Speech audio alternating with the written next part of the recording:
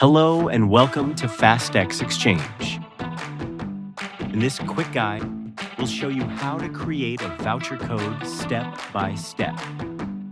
To start, navigate to Account in the upper left corner. Click on it, then click on Voucher. Now, tap Create.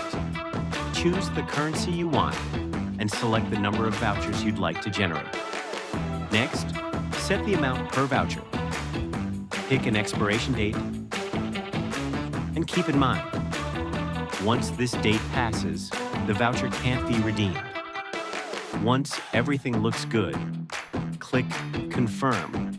Your voucher is now created. You can find it anytime in the voucher list on the same page. To share it, just copy the code and send it to whoever you want. If you have any questions, our live support team is available 24/7 to assist you. Thanks for watching. And don't forget to like, subscribe, and stay tuned for more Fastex Exchange guides.